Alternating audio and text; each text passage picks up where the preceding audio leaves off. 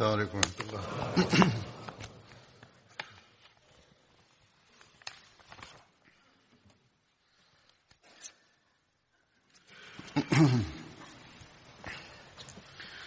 أشهد أن لا إله إلا الله وحده لا شريك له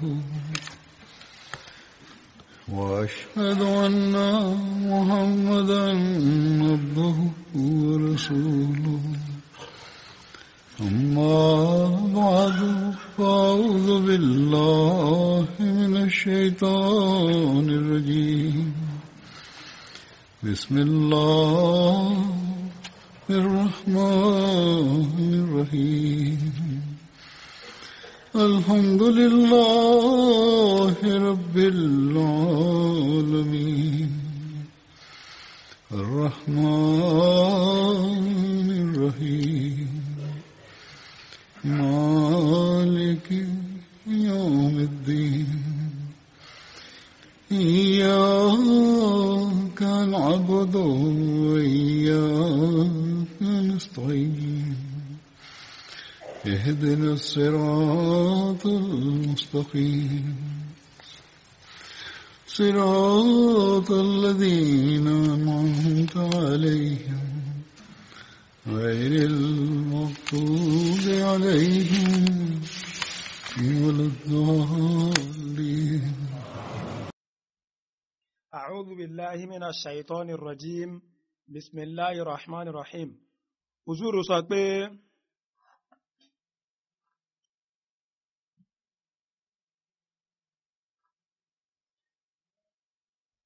wípé ọ̀rọ̀ nípa Saad bin Ubadah làwọn ti ń bá bọ̀ látinú khutba àwọn bíi mélòó sẹ́yìn. Wọ́n ní àwọn yóò parí rẹ̀ lénìí lẹ́yìn ìṣípòpadà Ànábì wa Mùsá sálàm. Àwọn Ansari láàrin ara wọn tí wọ́n fẹ́ yàn gẹ́gẹ́ bí khalifa, ìkan lára wọn òun náà ni Saad bin Ubadah. Mirza Bashir Ahmad Sahib náà kọ nínú Sirat Khatam Nabiyyin wípé àwọn Ansari wọ́n gbìyànjú láti yàn wọ́n gẹ́gẹ́ bí khalifa, wọ́n sì jẹ́ olórí àwọn èèyàn wọn. Nígbà tí wọ́n sì yan Hazrat Abubakar radiyallahu anhu gẹ́gẹ́ bí khalifa, nígbà náà Hazrat Saad wọ́n ṣe iyèméjì tàbí kódà ṣáájú àsìkò náà pàápàá lórí nǹkan tí àwọn Ansari tí wọ́n ń sọ wípé àwọn ni ó yẹ kí wọ́n jẹ́ khalifa. Nípa èyí, Hazrat Muslim Maud radiyallahu anhu wọ́n ṣàlàyé ọ̀yí lẹ́kùnrẹ́rẹ́ tí wọ́n sì ṣàlàyé kí ni pàtàkì ipò khilafat. Torí èdí èyí, mo rí i pé ó ṣe pàtàkì wípé kí n ṣàlàyé.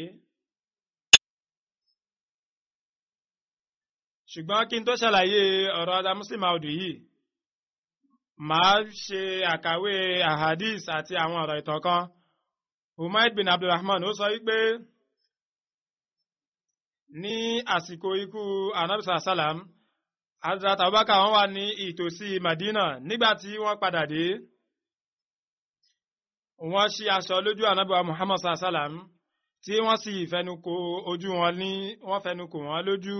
Lẹ́yìn náà wọ́n ní kí bàbá àti ìyá mi kí wọ́n jẹ́ ìjùsílẹ̀ lórí yín. Wọ́n ní àsìkò tẹ́ wà láyé àti ìgbà tí ẹ ti ṣípò padà pàápàá, báwo lẹ ṣe mọ́ tó. Wọ́n ní mo fi Ọlọ́run bá ọba Kàábà mo fi búra pé Ànábì sàlám ó ti jẹ́ Ọlọ́run bá nípè o. Lẹ́yìn náà Hazrat Abubakar àti Hazrat Umar radiyallahu anhuma wọ́n lọ sí Saqifa Banu Saida. Nígbà tí àwọn méjì débẹ̀, Hazrat Abubakar ni wọ́n bẹ̀rẹ̀ ìbánisọ̀rọ̀. Wọ́n sọ tàbí wọ́n ka gbogbo nǹkan tí ó wà ní Al-Qur'an tó jẹ́ nípa àwọn Ansari, tó sì jẹ́ pé gbogbo àjùlọ tí àwọn tí wọ́n ṣàlàyé nípa àwọn Ansari gbogbo ẹ̀ pátápátá ni wọ́n ṣàlàyé. Lẹ́yìn náà wọ́n sọ pé ẹ̀yin èèyàn wọ̀nyí ẹ mọ̀ wípé Ànábì Muhammad sallam wọ́n sọ wípé tí àwọn èèyàn tí wọ́n bá ń lọ ní àfonífojì kan tí àwọn ànsárì sì ń lọ ní àfonífojì kejì àwọn ànsárì ni màá tẹ̀lé. Lẹ́yìn náà Abubakar wọ́n sọ fún Saad wípé ìrẹ́ Saad ó mọ̀ wípé orí ìjókòó wà lọ́jọ́ náà lọ́hùn nígbà tí Ànábì wa Muhammad sallam tí wọ́n sọ pé àwọn Kùrẹ́ṣì ni wọn yóò lẹ́tọ̀ọ́ sí khilafat jù, ìyẹn ni pé àwọn tó bá jẹ́ ẹni ire wọn yóò máa tẹ̀lé àwọn èèyàn dáadáa láàrin àwọn Kùrẹ́ṣì, tó sì pé àwọn oníṣẹ́ ibi wọn yóò máa tẹ̀lé àwọn ọ̀tá àwọn Kùrẹ́ṣì. Saad wọ́n ní òótọ́ ló sọ, àwa ni waziri oní olùbánidámọ̀ràn ẹ̀yin sì ni olórí umara. Èyí jẹ́ àdìsí Musnad Ahmad bin Hanbal nínú Tabaqatul Kubra. Báyìí ni wọ́n ṣe ṣàlàyé ìṣẹ̀lẹ̀ yìí wípé lẹ́yìn ìṣípòpadà Ànábì wa Muhammad sallam Hazrat Abubakar wọ́n ránṣẹ́ sí Hazrat Saad wípé kí wọ́n wá ṣe bayat torí pé àwọn ti ṣe bayat, àwọn èèyàn wọn náà sì ti ṣe bayat pàápàá. Lórí èyí Hazrat Saad dáhùn wípé mo fẹ́ Ọlọ́run bá búra mi ò ní ṣe bayat títí dìgbà tí mi ò bá lo gbogbo ọfà tó wà nínú àpò mi láti pa àwọn èèyàn. Yẹn ni pé wọ́n kọ̀ láti gba bayat, wọ́n sì ní àwọn tí wọ́n ń tẹ̀lé mi nínú àwọn èèyàn mi ẹ gbọ́dọ̀ bá wọn jà, ẹ gbọ́dọ̀ gbógun tì wọ́n. Nígbà tí Abubakar tí wọ́n gbọ́ nípa èyí, Bashir bin Saad ó sọ lásìkò náà wípé khalifa òjíṣẹ́ ńlá Musa salam àwọn èèyàn wọ̀nyí wọ́n ti kọ̀yìn tí wọ́n sì ń ṣagídí lórí rẹ̀. Wọn ò ní ṣe bayat yín o, kódà kẹ́ pa wọ́n pàápàá, a sì lè wọ́n títí dìgbà tí a bá pa àwọn ọmọ wọn àti àwọn ìran wọn. A sì lè pa àwọn èèyàn wọ̀nyí títí dìgbà tí a bá pa àwọn èèyàn Banu Khazraj. Bákan náà a lè pa àwọn èèyàn Khazraj títí dìgbà tí a bá pa àwọn èèyàn Aus. Torí ìdí èyí ẹ má ṣe yára láti bá wọn jà títí dìgbà tí ọ̀rọ̀ náà tí kò bá rújú. Wọn ò lè ṣe yìntà kankan. Ìyẹn ni pé ọ̀pọ̀lọpọ̀ nínú èèyàn wọn ni wọ́n ti ṣe bayat tí wọ́n bá kọ̀ kò já mọ́ nǹkankan, torí pé ẹnìkan tí a ti kọ̀ sílẹ̀ ni tí ó sì dá wà. Hazrat Abubakar wọ́n gba ìmọ̀ràn Hazrat Bashir yìí tí wọ́n sì fi Hazrat Saad sílẹ̀. Nígbà tí Hazrat Umar tí wọ́n di khalifa lọ́jọ́ kan ní ọ̀nà Madina, wọ́n pàdé Hazrat Saad, wọ́n sì sọ wípé ìrẹ́ Saad ó yá sọ. Saad náà táwọn wípé ìrẹ́ Umar ìwọ ni kò sọ̀rọ̀. Wọ́n ní ìbánisọ̀rọ̀ láàrin ara wa. Hazrat Umar wọ́n sọ wípé ǹjẹ́ bó ṣe wà tẹ́lẹ̀ náà ló sì ṣe wà? Saad dáhùn pé bẹ́ẹ̀ ni o, bẹ́ẹ̀ ni mo ṣì wà, bí ó tilẹ̀ jẹ́ pé ẹ̀yin ti di khalifa.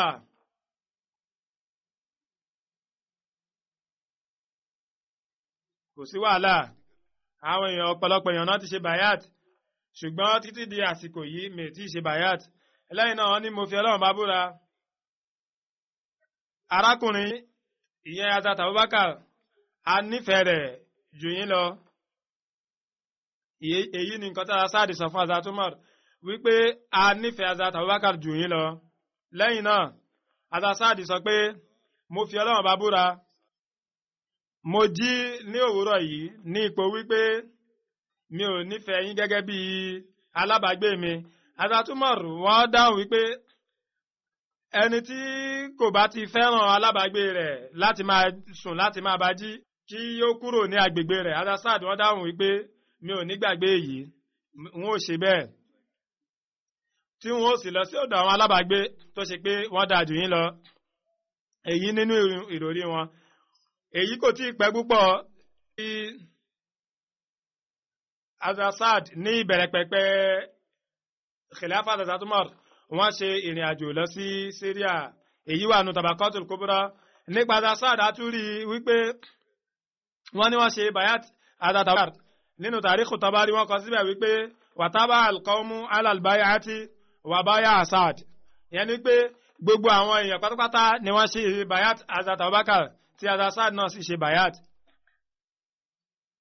Èyí wà nù Tarikhu Tabari. Ẹ̀rí yìí wà nù Tarikhu Tabari. Ṣùgbọ́n tí gbogbo ẹ̀ lọ gẹ́gẹ́ bí mo ṣe sọ, Hazrat Muslim radiyallahu anhu nípa àlàyé tí wọ́n ṣe ọ̀pọ̀lọpọ̀ nǹkan ni wọ́n ṣàlàyé ń bẹ̀ tí wọ́n sì ṣe pé kí ló dé tí bayati khalifa tó ṣe pàtàkì àti pé kí ni ipò khalifa àti pé kí tiẹ̀ ní àwọn nǹkan tí Al-Assad tí wọ́n ṣe pàápàá. Wọ́n ṣàlàyé nínú kútùbà wọn wípé ìtumọ̀ kọ́tàl ó tún máa ń túmọ̀ sí wípé kí wọ́n kọ̀yàn sílẹ̀ ní ẹ̀yìn ikú ànábì sàásálàm nígbà tí àwọn sàábé tí wọ́n ṣe ìyapa ẹnu nípa khilafat.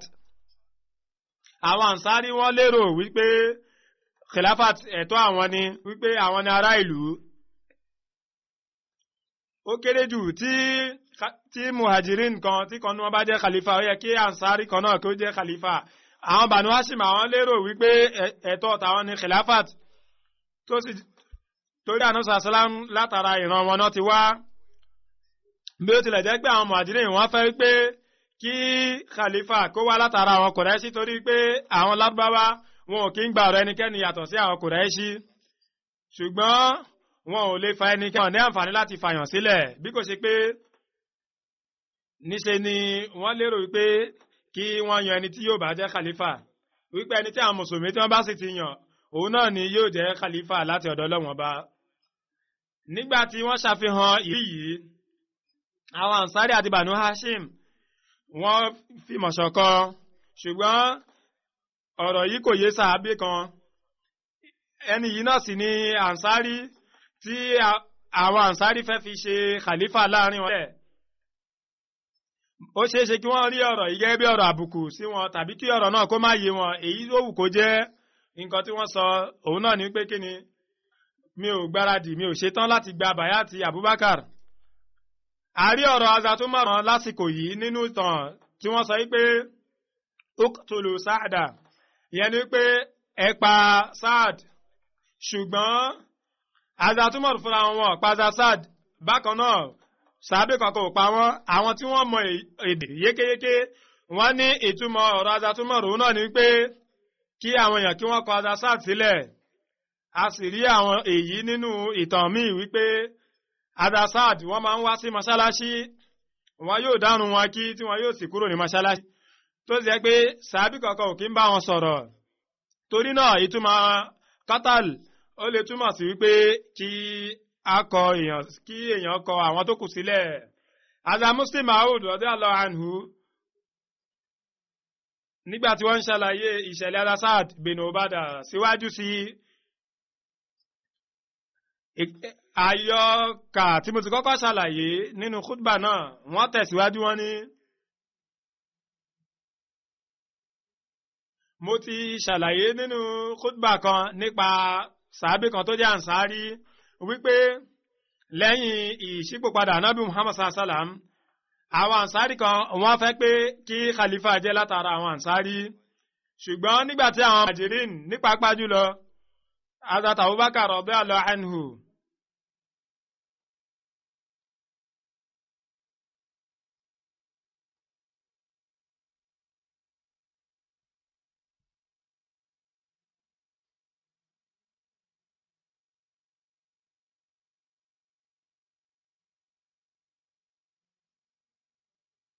nígbàtí àwọn Muhajirin pàápàá jùlọ Hazrat Abubakar tí wọ́n sọ fún àwọn sàábé wípé láti máa yan èèyàn lọ́nà báyìí lọ́nà méjì wípé kò ní ṣe àwọn mùsùlùmí láǹfààní.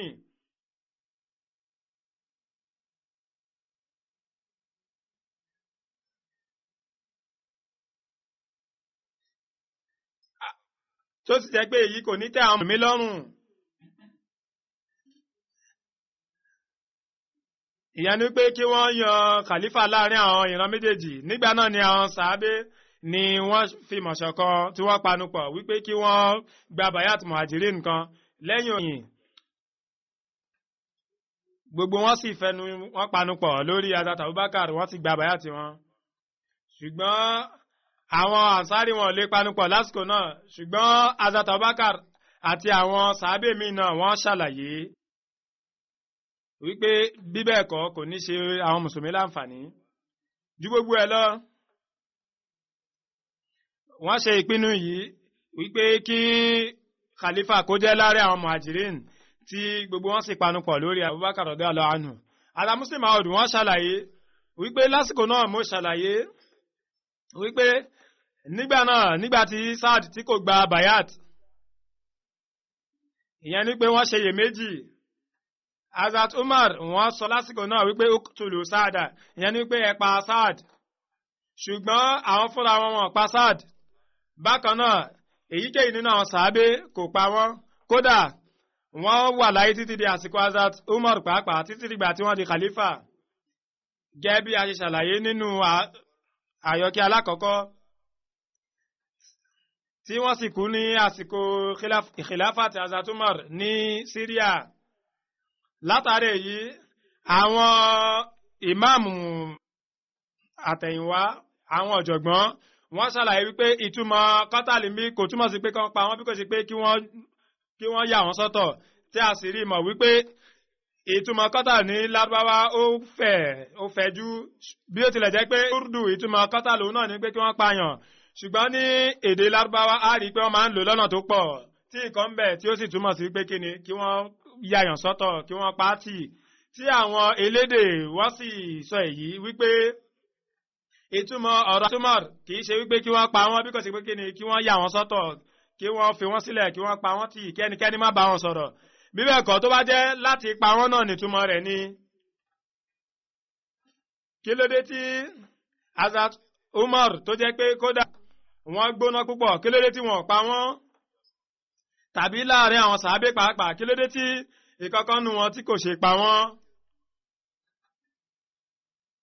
Ṣùgbọ́n nígbà tó yẹ pé Hazrat Umar wọn pa wọ́n lásìkò yẹn, kódà tí àsìkò khilafa tí wọ́n pàápàá wọn pa wọ́n, kódà àwọn míì wọ́n ní wọ́n wà láyé títí di ẹ̀yìn àsìkò Hazrat Umar pàápàá, tí a sì rí mọ̀ wípé sàábé kankan kò gbẹ́wọ́ sókè láti pa wọ́n. Látàrí èyí ó di mímọ̀ wípé ìtumọ̀ kọ́tàl òun náà ní pé kí ni kí wọ́n yà wọ́n sọ́tọ̀, tí kò sì túmọ̀ sí pé kí wọ́n pa wọ́n. Bí ó tilẹ̀ jẹ́ pé sàábé yìí wọ́n yàra wọn sọ́tọ̀ kúrò lọ́dọ̀ àwọn sàábé tó kò sí sàábé tí ó pa wọ́n. Hazrat Muslim Maud wọ́n ṣàlàyé pé torí náà kódà mo rí àpẹẹrẹ lẹ̀ wípé tí a bá rí nínú ìran wípé wọ́n pààyàn, á rí pé ìtumọ̀ rẹ̀ ó lè túmọ̀ sí wípé kí wọ́n yẹ ẹni náà sọ́tọ̀. Hazrat Muslim Maud ni wọ́n ń ṣàlàyé yìí. Wọ́n ṣàlàyé síwájú, wọ́n ní ẹnìkan ṣàlàyé, ó sọ fún mi wípé arákùnrin kan lẹ́yìn kútúbà yìí ó sọ pé bí ó tilẹ̀ jẹ́ pé Saad kò ṣe bayat, ṣùgbọ́n wọ́n máa ń gbàmọ̀ràn lọ́dọ̀ rẹ̀. Ìyẹn ni wípé tòun ti pé kò ṣe bayat, Hazrat Abubakar radiyallahu anhu wọ́n máa ń gbàmọ̀ràn lọ́wọ́ rẹ̀. Hazrat Muslim Maud radiyallahu anhu wọ́n ṣàlàyé wípé ọ̀rọ̀ tí arákùnrin yìí tó sọ yìí nípa Saad ìtumọ̀ méjì ló lè ní, nínú kó jẹ́ pé ó ń kọ ọ̀rọ̀ tí mo sọ, ó ń kọ ayé Hazrat Muslim Maud nípa àlàyé tí wọ́n ṣe nínú èdè.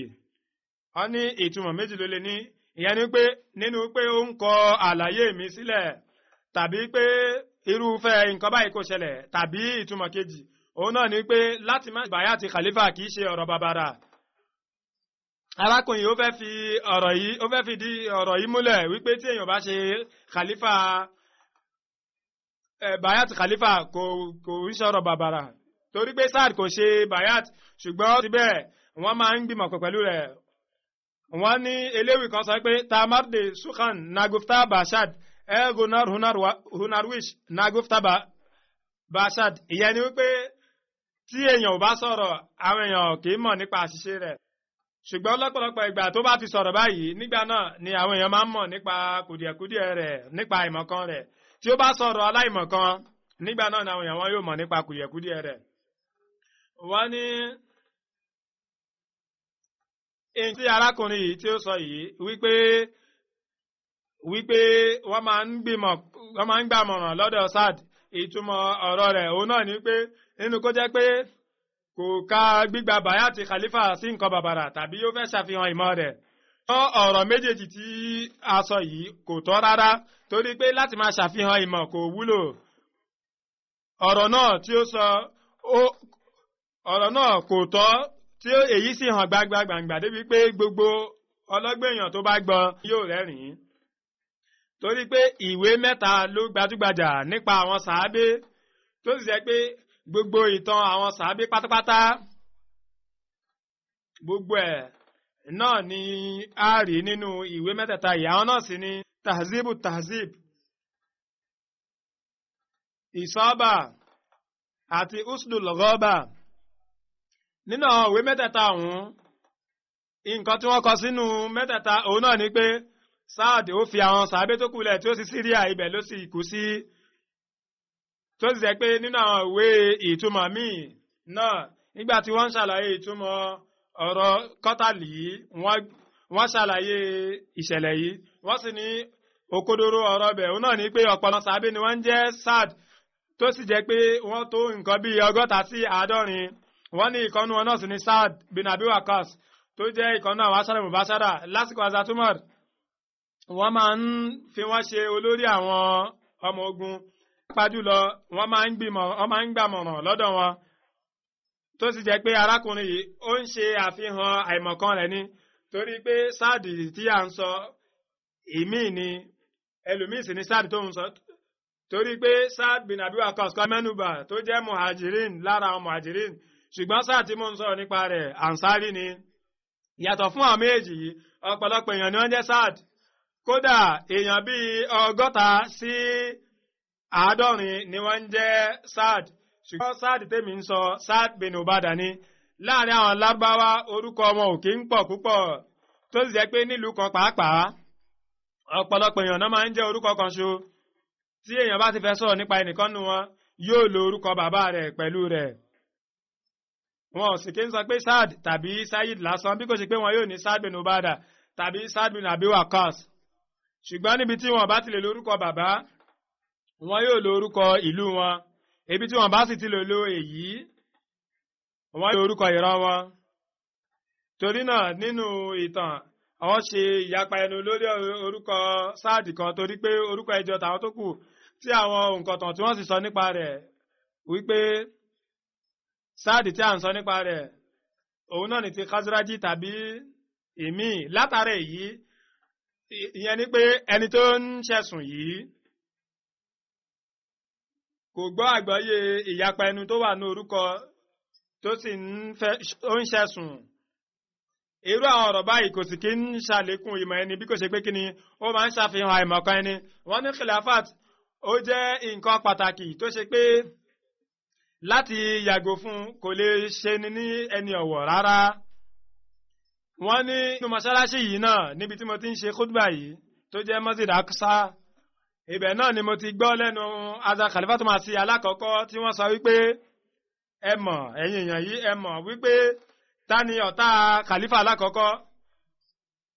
Fúnra wọn náà ni wọ́n sì dáhùn ọ̀rọ̀ yìí. Khalifa alákọ̀ọ́kọ́ wọ́n ní ẹ̀ka Quran, ẹ yóò mọ̀ wípé Iblis òun náà ni ọ̀tá Khalifa alákọ̀ọ́kọ́. Lẹ́yìn náà, ìyẹn ni pé Ọlọ́run bá ó ṣe Adam ní Khalifa tí Iblis sì jẹ́ ọ̀tá rẹ̀. Lẹ́yìn náà wọ́n ṣàlàyé Khalifa tó máa ṣe alákọ̀ọ́kọ́, wọ́n ní Khalifa lèmi náà, ẹni tí ó bá sì jẹ́ ọ̀tá mi Iblis ni, èṣù ni. Alamusi Maud wọ́n ní kò sí iyèméjì nínú rẹ̀ wípé Khalifa kìí jíṣẹ́, bí ó tilẹ̀ jẹ́ pé èyí kìí ṣe pàtàkì wípé kí ó má jẹ́ òjíṣẹ́.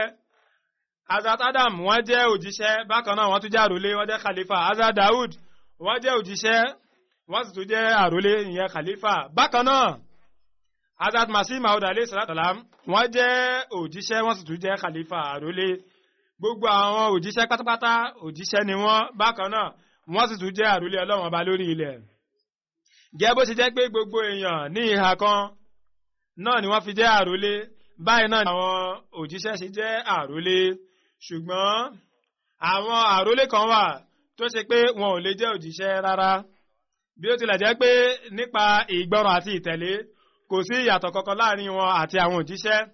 Ìyẹn ni pé bí ó ṣe ṣe pàtàkì láti gbọ́ràn sí àwọn òjíṣẹ́ lẹ́nu, bẹ́ẹ̀ náà ló ṣe pàtàkì láti gbọ́ràn sí àwọn khalifa lẹ́nu. Bí ó tilẹ̀ jẹ́ pé ìyàtọ̀ kan wà láàrin ìgbọ́ràn yìí, òun náà sì ni pé ìgbọ́ràn sí àwọn òjíṣẹ́ lẹ́nu ó jẹ́ nítorí pé kíni àwọn ni orísun ìṣípayá Ọlọ́run ọba àti gbogbo àfọ̀mọ́ tàbí ìmọ́tótó pátápátá. Ṣùgbọ́n wọn kì í tẹ̀lé wọn kì í gbọ́ràn sí àwọn khalifa lẹ́nu nítorí èyí, torí pé ó jẹ́ orísun gbogbo ìṣípayá láti ọ̀dọ̀ Ọlọ́run ọba àti gbogbo àfọ̀mọ́. ṣùgbọ́n bí kò ṣe pé kí ni a máa ń gbọ́ràn sí wọn lẹ́nu nítorí pé wọ́n jẹ́ ẹni tí yóò mú àgbékalẹ̀ tí yóò mú tàn kalẹ̀ tí yóò mú fẹsẹ̀ múlẹ̀ ìyẹn ni pé gbogbo ìṣípayá àwọn òjíṣẹ́ àwọn khalifa àwọn àrólé ni wọ́n máa ń jẹ́ kó fẹsẹ̀ múlẹ̀ torí ẹ̀ ni àwọn ọ̀jọ̀gbọ́n ni wọ́n yìí máa ń sọ pé àwọn òjíṣẹ́ wọ́n jẹ́ ẹni alápọ̀nlé jùlọ tí àwọn khalifa sì jẹ́ alápọ̀nlé tẹ̀lé wọn. Inú mọ́sálásí yìí bákan náà níbi tí adamusi máa tí wọ́n ti ń ṣe kútùbà ní Qadian inú mọ́sálásí yìí lórí mímbàrí yìí lọ́jọ́ Jímọ̀ náà bákan náà ni khalifa tó máa ṣe alákọ̀ọ́kọ́ ni mo gbọ́ lẹ́nu wọn tí wọ́n ń sọ wípé ẹ lè ti torí kùdìẹ̀kùdìẹ̀ mi kankan kí ẹ wá sọ wípé ẹ nígbọ̀n sí mi lẹ́nu tí n bá ṣiṣẹ́ kan tí ẹ wá rí kùdìẹ̀kùdìẹ̀ nínú rẹ̀ èyí kò lè jẹ́ kí ẹ má gbọ̀n sí mi lẹ́nu láéláé torí pé nǹkan tí ọlá tí ó fẹ́ lọ́dọ̀ yín òun náà ni pé kí ni ẹ gbọ́dọ̀ máa gbọ́ràn sí mi lẹ́nu ni torí pé ààyè tí mo dúró sí ààyè míì ni tó sì jẹ́ ààyè láti ṣe àgbékalẹ̀ ní ọ̀kan ṣo ni torí náà ó jẹ́ kànpá fún yín láti gbọ́ràn lẹ́nu. Nǹkan tọ́lọ́run bá sì máa ń ṣe pẹ̀lú àwọn òjíṣẹ́ òun náà ni pé kí ni ìyàtọ̀ fún kùdìẹ̀kùdìẹ̀ èèyàn àti pé láti lè jẹ́ kí ìyàtọ̀ wà láàrin ìṣọ̀kan Ọlọ́run ọba àti èèyàn tí Ọlọ́run bá ọ̀sẹ̀ kí ń jẹ́ kí èyí kí ó di àmúlùmọ́lá rárá. Bákan náà láti lè ṣe àtúnṣe àwọn èèyàn gẹ́gẹ́ bí sájídà sáhù tó yẹ a máa ń ṣe tí a bá gbàgbé nǹkan tó sì jẹ́ pé ìdí rẹ̀ òun náà ni pé láti lè kọ́ àwọn èèyàn ní pàtàkì ìgbàgbé. Ìyẹn ni pé òun náà ó lè ṣe àṣìṣe yìí kódà Ànábì sàlámù wọ́n ṣe irú àṣìṣe báyìí tí wọ́n sì ṣe sájídà sáhù. Gbogbo iṣẹ́ àwọn òjíṣẹ́ pátápátá ló máa ń wà lábẹ́ ààbò Ọlọ́run ọba ṣùgbọ́n nípa àwọn àrólé a rí i pé gbogbo iṣẹ́ àwọn òjíṣẹ́ ló máa ń wà lábẹ́ ààbò Ọlọ́run ọba ṣùgbọ́n nǹkan tí Ọlọ́run ọba tó máa ń ṣe pẹ̀lú àwọn àrólé àwọn òjíṣẹ́ òun náà ní pé kí ni gbogbo iṣẹ́ wọn pátápátá ni yóò wà lábẹ́ ààbò Ọlọ́run ọba èyí tó bá jẹ́ pé kíni ó wà fún ìtẹ̀síwájú ìjọ Ọlọ́run ọba tí wọn ò sì ní ṣe irúfẹ́ àṣìṣe bẹ́ẹ̀ ṣùgbọ́n tó bá ṣe pàápàá wọn ò ní ṣe ní gbogbo ìgbà wọn ò ní tẹ̀síwájú rẹ̀ èyí tó jẹ́ pé kíni yóò yí ìṣẹ́gun àwọn mùsùlùmí tí yóò sọ di ìfìdírẹmi rárá. Iṣẹ́ tí wọ́n bá ṣe fún ìtẹ̀síwájú àti ìfẹsẹ̀múlẹ̀ ẹ̀sìn Ọlọ́run ọba yóò dáàbòbò wọn lórí rẹ̀ yóò tẹ̀síwájú rẹ̀ ṣùgbọ́n tí wọ́n bá ṣe àṣìṣe Ọlọ́run ọba yóò mójútó èyí. Ó wá dàbí pé àwọn kòlàfà fúnra wọn àwọn kọ́ ni wọ́n mójútó iṣẹ́ wọn bí kò sí pé Ọlọ́run ọba ló mójútó torí pé ìdí ẹ̀ náà ni wọ́n máa ń sọ pé Ọlọ́run ọba fúnra rẹ̀ òun ló máa ń gbé kòlàfà kalẹ̀ èyí kò túmọ̀ sí pé àwọn khalifa àwọn lè ṣàṣìṣe bí kò ṣe pé kí ni tí wọ́n bá ṣe látẹnu wọn tàbí látara iṣẹ́ wọn ni Ọlọ́run bá yóò ti ṣe àtúnṣe rẹ̀ tàbí kódà tí Ọlọ́run bá kò bá ṣe bẹ́ẹ̀ pàápàá Ọlọ́run bá yóò dáàbò bo èsì burúkú tó yẹ kó jáde yìí kò ní rí bẹ́ẹ̀ òun ni pé ìmọ̀ Ọlọ́run ọba òun náà ni pé kí ni kódà tí khalifa tó bá ṣe iṣẹ́ tó ṣe pé ìrẹ́dì rẹ̀ ó lè má dá fáwọn mùsùlùmí tí ó sì léwu fáwọn mùsùlùmí tó sì jẹ́ pé èyí tí ó yẹ kí wọ́n fi lọ síwájú ń ṣe ni wọn yóò jájò rẹ̀yìn. Ọlọ́run ọba nínú ọgbọ́n àti òye rẹ̀ ó máa ń yí ìrẹ́dì irúfẹ́ iṣẹ́ bẹ́ẹ̀ padà tó sì jẹ́ pé èyí tó yẹ kí wọ́n fi jó àjò rẹ̀yìn ń ṣe ni wọn yóò tẹ̀síwájú tó sì jẹ́ pé àníyàn khalifa tí ó ṣe iṣẹ́ náà ìyẹn ni pé àníyàn dáadáa rẹ̀ òun náà ni yóò padà borí torí pé èyí wáyé nítorí ìgbàgbé ni. Ṣùgbọ́n ọ̀rọ̀ méjì ni àwọn òjíṣẹ́ ni wọ́n ní àǹfààní rẹ̀ ìyẹn ni pé àpọ́nlé tó ga jùlọ àti àpọ́nlé tó kéré ìyẹn ni pé àwọn náà ni wọ́n máa ń fi nǹkan lọ́lẹ̀ bákan náà ọ̀dọ̀ wọn náà ni orísun gbogbo ìṣípayá àti ìmọ́lẹ̀ ṣùgbọ́n èyí kò ṣe pàtàkì wípé kí gbogbo àwọn kòlà kí wọ́n má jẹ́ orísun ìṣípayá bí ó tilẹ̀ jẹ́ pé ó ṣeé ṣe kó jẹ́ pé àwọn ọ̀rọ̀ tó níṣe pẹ̀lú àfọ̀mọ́ wọn kéré nínú rẹ̀ wọn ò ní àǹfààní nínú rẹ̀ tó àwọn ẹni ìsúnmọ́ Ọlọ́run bá mi ṣùgbọ́n gbogbo àwọn kòláfà tí wọ́n bá ti jẹ́ orísun gbogbo àfọ̀mọ́ àti ìṣípayá tàbí kí wọ́n tún kódà kí wọ́n má tó àwọn ìyókù ń bẹ pàápàá a rí pé nínú àti máa mójútó àgbékalẹ̀ a rí pé wọn yóò ga jù àwọn tó kù lọ ṣùgbọ́n nínú gbogbo nǹkan tí à ń ṣàlàyé pàápàá yìí ó ṣe pàtàkì fún gbogbo èèyàn ó ṣe kànpá fún wọn láti máa tẹ̀lé àwọn kòláfà torí pé èyí ní ṣe pẹ̀lú òṣèlú jama a rí pé nítorí a sọ̀rọ̀ òṣèlú èyí ó lè wá sí ìwòye àwọn èèyàn wípé òṣèlú ó jẹ́ ọ̀rọ̀ tí kò dáa torí pé nǹkan tí àwọn èèyàn máa ń gbọ́yé nípa òṣèlú òun náà ni ọ̀rọ̀ tí kò dáa wọn kì í gbọ́ ọ̀rọ̀ iye lọ́nà dáadáa tó sì máa ń rí mọ̀ sí pé nítorí pé ọ̀pọ̀lọpọ̀ àwọn olóṣèlú ni wọ́n ti bà ìtumọ̀ ọ̀rọ̀ yìí jẹ́ wípé ó túmọ̀ sí láti tàn àwọn èèyàn àbí láti má ṣiṣẹ́ dáadáa àbí láti ṣe ìpalára fún àwọn èèyàn gbọ́ ìtumọ̀ ọ̀rọ̀ yìí ní pàtó òun náà ni pé kí ni ọ̀nà tí a fi ń mójútó àgbékalẹ̀ òun ni à ń pè ní òṣèlú tàbí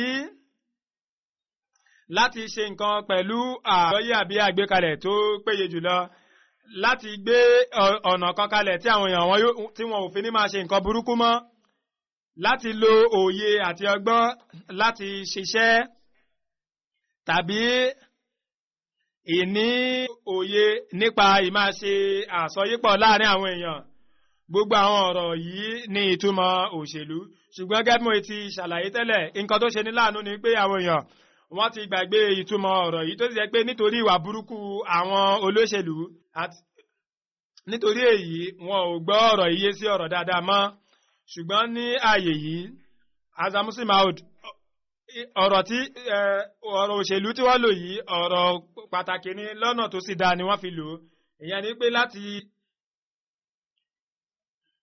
ni pé láti ṣe àgbékalẹ̀ nǹkan lọ́nà tó dáa jùlọ pẹ̀lú òye wọ́n nítorí pé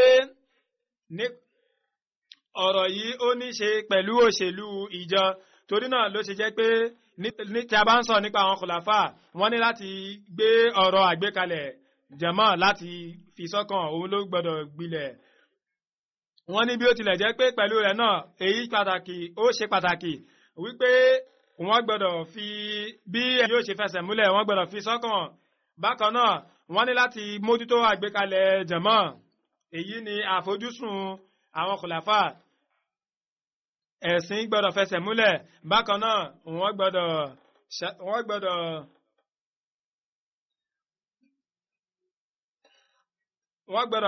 ṣe wọ́n gbọ́dọ̀ jẹ́ kí èyí fẹsẹ̀ múlẹ̀ ìyẹn ẹ̀sìn níbi tí Ọlọ́run bá sì ti ń sọ nípa rẹ̀ nínú Quran wọ́n ní wala yumanna lahum dinahum alladhi irtada lahum ìyẹn ni pé Ọlọ́run bá yóò jẹ́ kí ẹ̀sìn wọn kó fẹsẹ̀ múlẹ̀ bákan náà wọn yóò ṣẹ́gun nílé ayé torí náà ẹ̀sìn tí àwọn kòláfà tán bá gbé kalẹ̀ á rí i pé ó máa ń wà lábẹ́ ààbò Ọlọ́run ọba ṣùgbọ́n ààbò kéré lè yìí àwọn kòláfà wọ́n sì lè ṣe àṣìṣe bákan náà wọ́n lè ṣe ìyapa ẹnu ṣùgbọ́n èyí kò fẹsẹ̀ múlẹ̀ èyí ṣe nǹkan pàtàkì gẹ́gẹ́ nípa àwọn ọ̀rọ̀ kan Hazrat Abubakar àti Hazrat Umar radiyallahu anhu wọ́n ṣe ìyapa ẹnu kódà lórí àwọn ọ̀rọ̀ wọ̀nyí pàápàá a rí i pé àwọn mùsùlùmí wọn ò tí ì fẹnu ṣọ̀kan lórí àwọn ọ̀rọ̀ wọ̀nyí ṣùgbọ́n èyí kì í ṣe ọ̀rọ̀ pàtàkì púpọ̀ bí kò ṣe pé kí ni wọn ò ṣe ìyapa ẹnu rárá lórí àwọn ọ̀rọ̀ ìpìlẹ̀ bí kò ṣe pé ní ìdàkejì ẹ̀wẹ̀ a rí i pé wọn yóò fẹnu ṣọ̀kan wọn yóò fìmọ̀ ṣọ̀kan lórí ọ̀rọ̀ pàtàkì torí pé àwọn náà máa ń tan ìmọ́lẹ̀ sí ilé ayé tí wọ́n sì máa ń fa àwọn èèyàn wọ́n máa ń fi wọ́n sórí ìtọ́sọ́nà torí náà láti sọ pé tí èèyàn kò bá ṣe bayat ó lè wà ní ipò kan náà pẹ̀lú ẹni tí ó ṣe bayat a rí i pé èyí yóò ṣàfihàn wípé irúfẹ́ ẹni báyìí kò gbọ́ yí pé kí tẹ̀ ní bayat nípa láti máa ṣe ìmọ̀ràn láti gbàmọ̀ràn a rí i pé ẹni tí ó bá jẹ́ akọ́ṣẹ́mọṣẹ́ a lè gba ìmọ̀ràn lọ́dọ̀ rẹ̀ gẹ́gẹ́ bí ó ṣe jẹ́ pé nínú ẹjọ́ kan Hazrat Masih asalam wọ́n gba ìmọ̀ràn lọ́wọ́ òyìnbó kan ṣùgbọ́n èyí kò túmọ̀ sí wípé wọ́n ń gba ìmọ̀ràn lọ́wọ́ rẹ̀ lórí ọ̀rọ̀ tó jẹmọ́ tòjíṣẹ́ lásìkò ogun Ahzab. Ànábì Musa salam wọ́n gba ìmọ̀ràn lọ́wọ́ Hazrat Salman Farisi sì sọ pé ní ìlú tiyín lọ́hùn-ún báwo lẹ ṣe máa ń jagun. Hazrat Salman wọ́n dáhùn wípé wọ́n máa ń gbẹ́ iyàrá ní ọ̀dọ̀ tiwa lọ́hùn-ún. Àdúsàsá wọ́n ní ìmọ̀ràn ẹ̀ ó dáa nítorí èyí wọ́n gbẹ́ iyàrá tí a sì mọ èyí sí a sì mọ ogun sí ogun Khandak nítorí rẹ̀ ṣùgbọ́n nítorí èyí a lè sọ wípé Hazrat Salman Farisi wọ́n mọ̀ nípa ogun tàbí wọ́n jẹ́ akọ́ṣẹ́mọṣẹ́ nípa rẹ̀ ju òjíṣẹ́ lọ́wọ́ sàlám lọ. Níbo ni wọ́n ti lè gbọ́ àgbọ́yé yìí tí wọ́n sàlám tí wọ́n gbọ́ nípa rẹ̀ kèyí kò ṣeé ṣe rárá tàbí àwọn iṣẹ́ mèremère tí àwọn sàlám tí wọ́n ṣe níbo ni Hazrat Salman ni wọ́n ti fẹ́ ṣe. Kódà wọn ò yàn wọ́n gẹ́gẹ́ bí olórí ikọ̀ gẹ́gẹ́ bí olórí àwọn ọmọ ogun lásìkò àwọn kòláfà bí ó tilẹ̀ pé ẹ̀mí wọn gùn. Torí náà a lè gbàmọ̀ràn lọ́wọ́ akọ́ṣẹ́mọṣẹ́ nípa àárẹ̀ Azamusi Maut fúnra wọn sọ pé kódà mo máa ń gbàmọ̀ràn lọ́wọ́ àwọn òyìnbó kan ṣùgbọ́n èyí kò túmọ̀ sí pé mo máa ń gbàmọ̀ràn lọ́wọ́ wọn nípa tó jẹ mọ́ khilafat rárá tàbí ká sọ pé mo rí wọn tàbí mo mọ̀ wọ́n gẹ́gẹ́ bí mo gbé wọn sí ipò tí mo gbé àwọn sábẹ́ Masih Islam sí rárá èyí kọ́ ni ìtumọ̀ rẹ̀. Láti gbà lọ́wọ́ àwọn ẹnìkejì àti àwọn sàábé kò dọ́gba rárá ipò àwọn sàábé ó ga púpọ̀ wọ́n ní ṣùgbọ́n ìtumọ̀ rẹ̀ òun náà ni pé kí ni mo gba ìmọ̀ràn lórí ọ̀rọ̀ ìṣègùn èyí sì jẹ́ ẹ̀ka kan péré èyí jẹ́ ẹ̀ka ọ̀tọ̀ kan mo sì gba ìmọ̀ràn nípa rẹ̀ tàbí lórí ọ̀rọ̀ pàtàkì kan. Káti ẹ̀ wò pé Saad bin Ubada nípa nǹkan tilé ayé kan ó jẹ́ akọ́ṣẹ́mọṣẹ́ nípa rẹ̀ káti ẹ̀ wá ní ó fìdí múlẹ̀ wípé wọ́n gba ìmọ̀ràn lọ́dọ̀ rẹ̀ lọ́dọ̀ Saad bin Ubada.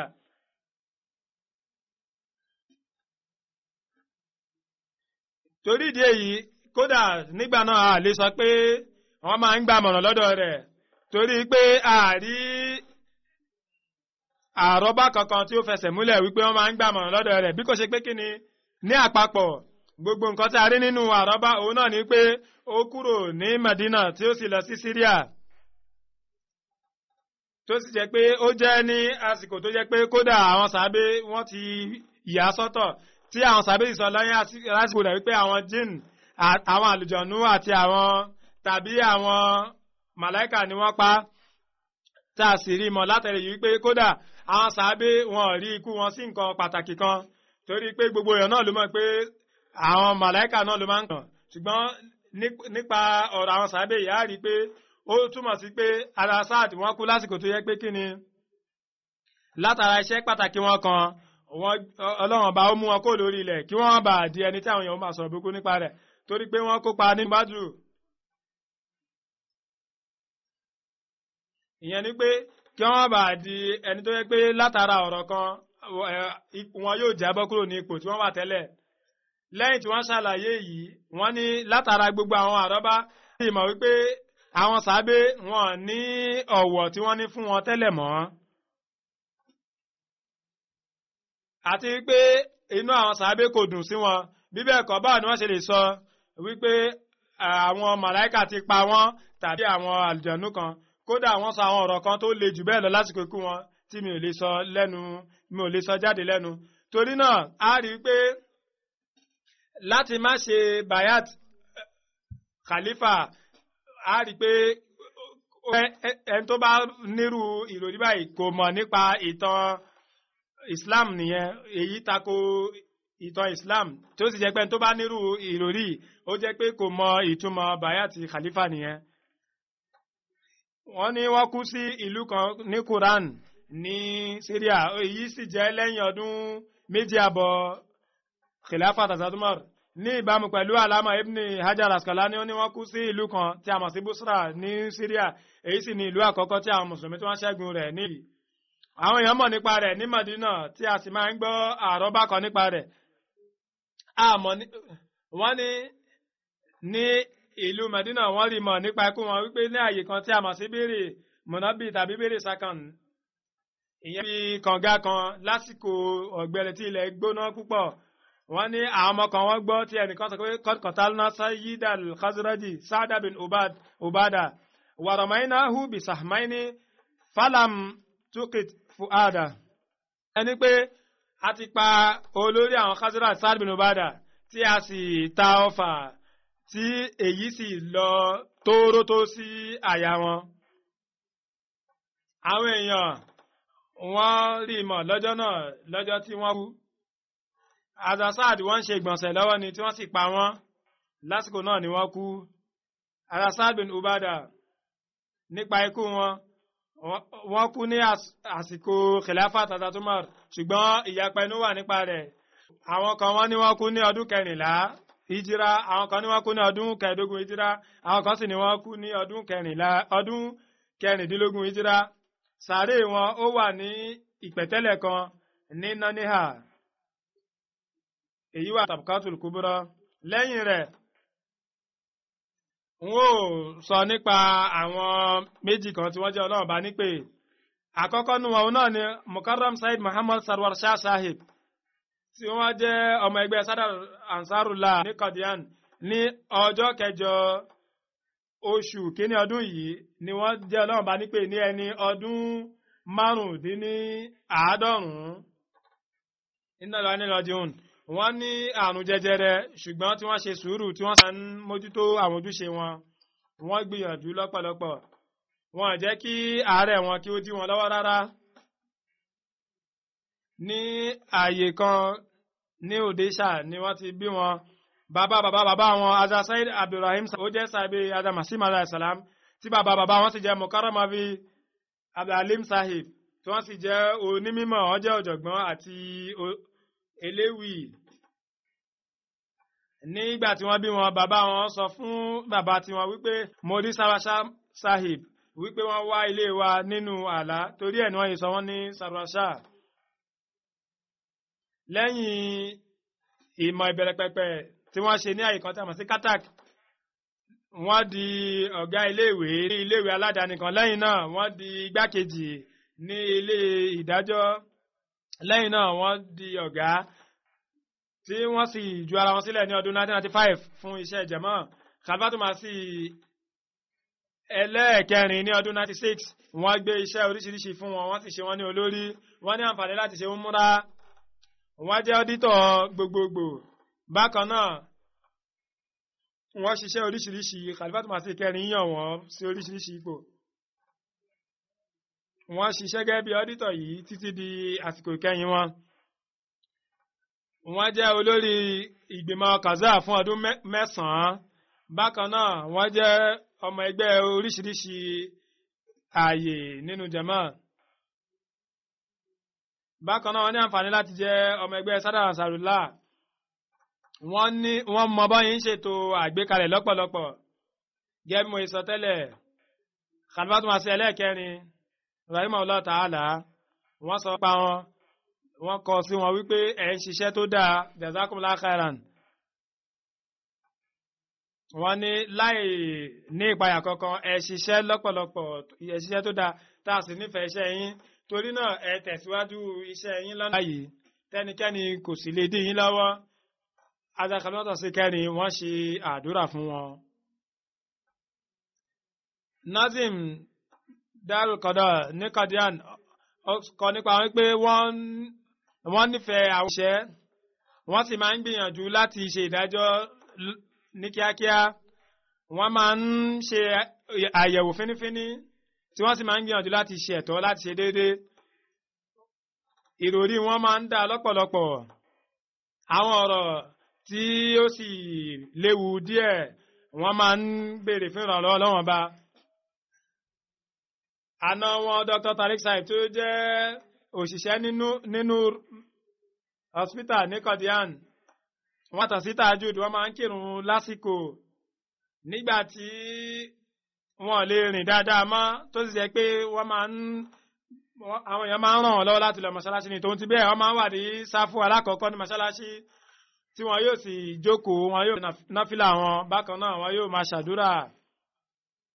Nazir Allah ní Qadian wọ́n kọ nípa wọ́n ní oníṣẹ́ rere ni wọ́n máa ń pàdé àwọn èèyàn pẹ̀lú lọ́nà tó dáa jùlọ. Wọ́n máa ń gbìyànjú wọ́n máa ń ṣiṣẹ́ takuntakun, wọ́n máa ń ran àwọn èèyàn lọ́wọ́, wọ́n máa ń gbọ́ràn. Bákan náà wọ́n máa ń gbọ́ràn sí khalifa lẹ́nu, wọ́n ní ìbáṣepọ̀ tó dà pẹ̀lú khalifa, wọ́n sì máa ń sọ fún àwọn tó kù náà láti ṣe bẹ́ẹ̀. Músí ni wọ́n pẹ̀lú ojú Ọlọ́run ọba, tó sì jẹ́ pé gbogbo àwọn ọmọ wọn lọ́kùnrin lóbìnrin gbogbo wọn ni wọ́n ń ṣiṣẹ́ fún jama. Ọmọ tó kéré jùlọ ó jẹ́ pharmacist ní Qadian lọ́hùn-ún. Àwọn àna méjèèjì Said Amir Ahmad Sahib àti Dr. Tariq Sahib wọ́n jẹ́ Waqf Zindagi, wọ́n sì ń ṣiṣẹ́ ní Qadian. Bákan náà àna wọn kékeré Said Hassan Khan, lẹ́yìn ìfẹ̀yìntì wọn àwọn náà wọ́n finúfẹ́dọ̀ ṣiṣẹ́ fún jama.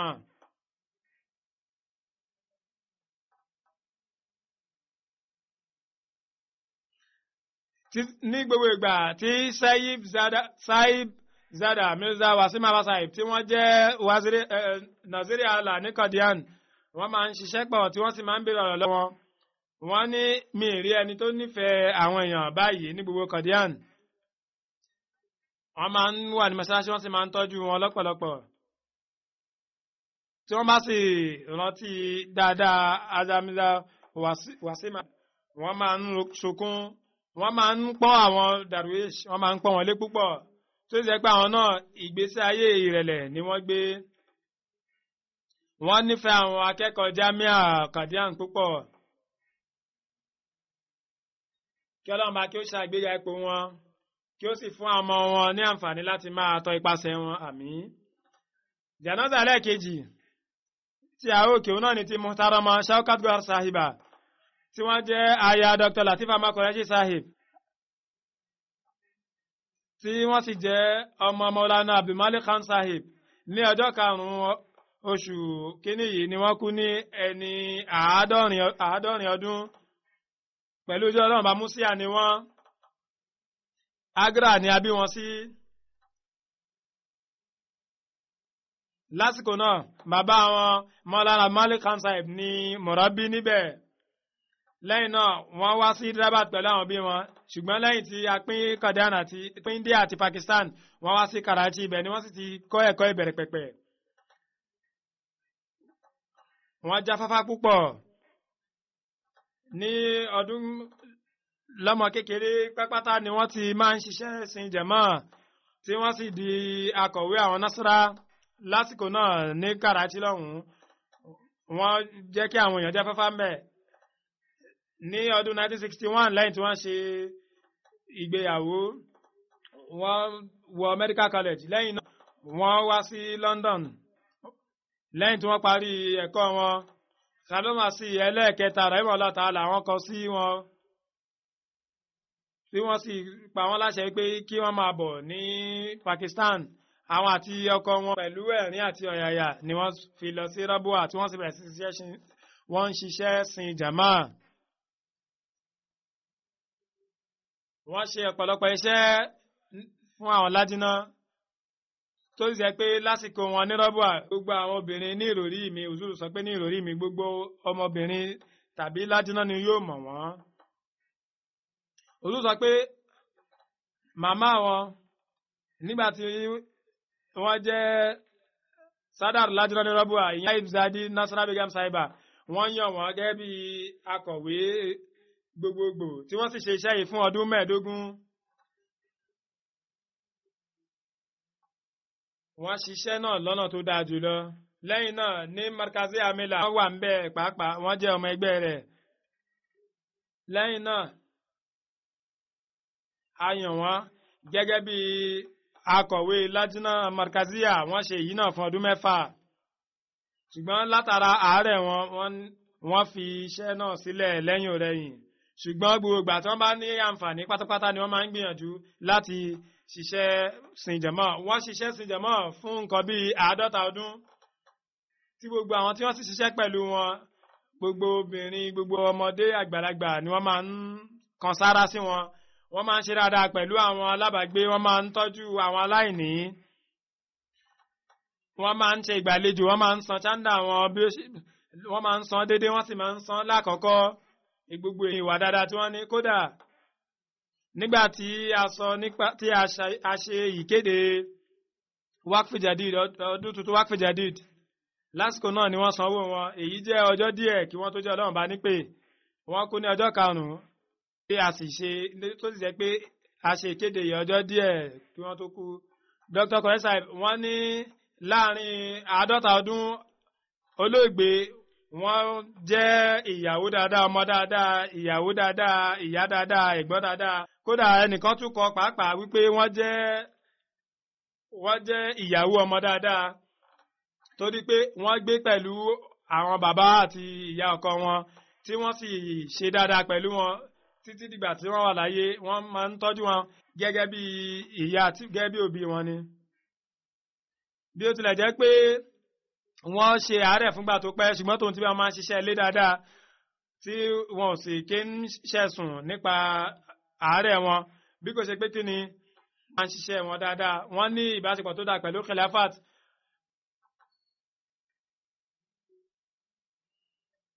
Ìyàtọ̀ fún ọkọ wọ́n fi ọmọkùnrin 3 àti obìnrin 2 sílẹ̀. Ọmọ wọn lọ́kùnrin 2 àti obìnrin kan wọ́n jẹ́ dókítà tí ìkan sì jẹ́ ẹnjìníà. Gbogbo wọn pátápátá ni wọ́n kàwé. Wọ́n ti sọ fún ọmọ wọn wípé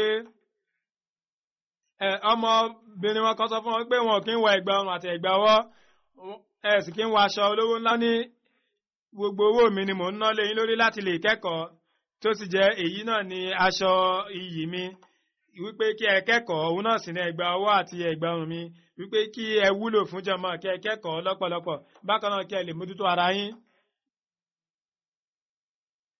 Wọ́n máa ń lálàá tó tọ́ wọ́n sì máa ń ríran wọ́n lá ọ̀pọ̀lọpọ̀ àlá tó tọ́ tí àwọn ọmọ wọn sì kọ èyí tí ó rí àmúṣẹ. Ọmọ wọn kan lásìkò tí ó fẹ́ wọ ilé gíga wọ́n sọ fún un pé yóò wọ ilé ẹ̀kọ́ náà tó sì rí bẹ́ẹ̀. Bẹ́ẹ̀ náà ni nípa báyìí náà ni wọ́n ní ọ̀pọ̀lọpọ̀ àlá tó tọ́ pẹ̀lú ojú Ọlọ́run ọba olùṣerere ni wọ́n sì máa ń tọ́jú wọn ọmọ ìyá wọn ọmọ wọn Malik ó sọ nípa èyí. Bákan náà wọ́n máa ń ṣiṣẹ́ sin jọmọ́ lọ́pọ̀lọpọ̀. Wọ́n ní ọ̀pọ̀lọpọ̀ ìgbà ni wọ́n máa ń rin ẹsẹ̀ wá sí yàrá ìṣiṣẹ́ jọmọ́ kódà nínú oòrùn nígbà míì. Bákan náà wọ́n máa ń fi nǹkan ránṣẹ́ sí àwọn alábàágbé àti àwọn aláìní. Wọ́n sì máa ń sọ ní gbogbo ìgbà wípé tí a bá ní ìbáṣepọ̀ tó dáa pẹ̀lẹ́sìn á rí pé Ọlọ́run bá kò ní jẹ́ ká pàdánù láéláé kò ní jẹ́ ká pòfo.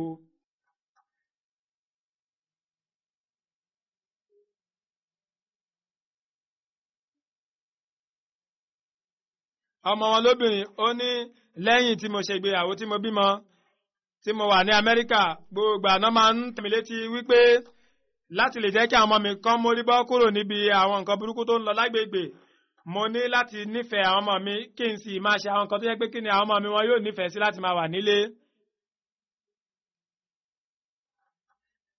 Ọmọ yìí bákan náà ó ní nígbà tí mo wà ní Medical College nítorí mo jẹ́ ọmọ ìjà Ahmadiyya àwọn yòókù wọ́n kọ̀ mí sílẹ̀ mo sì pé ilé tí mò ń sunkún ṣùgbọ́n wọ́n gbà mí nímọ̀ràn lọ́nà tó dájú lọ́wọ́ ní kílé tí mò ń sunkún wípé èyí jẹ́ ìlànà àwọn òjíṣẹ́ tó ní àǹfààní láti tọ ìlànà náà. Wọ́n sì kọ wípé tí o bá rí nǹkan kan tó bá rí ìnira kankan nítorí pé ó jẹ́ Ahmadiyya wàá rí pé ó ṣàṣeyọrí. Ọmọ wọn yìí ó ní mo ṣe àṣeyọrí lẹ́yìn nínú ìdánwò tó sì jẹ́ pé àwọn ọmọ yìí pátápátá ni wọ́n fìdí rẹmi àwọn tí wọ́n yà mí sọ́tọ̀. Kí Ọlọ́run wọn bá kí ó ṣe àgbéga ipò olóògbé kí ó sì fún àwọn ọmọ ní àǹfààní láti máa tọ ipasẹ̀ wọn àmín. Kí wọ́n jẹ́ olùṣerere kí wọ́n sì máa ṣiṣẹ́ sin ẹ̀sìn bákan náà kí wọ́n jẹ́ ẹni tí yóò ní ìbáṣepọ̀ tó dáa pẹ̀lú Khilafat. Gẹ́gẹ́ mo sọ tẹ́lẹ̀ lẹ́yìn ìrun n ó kí janaza gaib fún àwọn méjèèjì.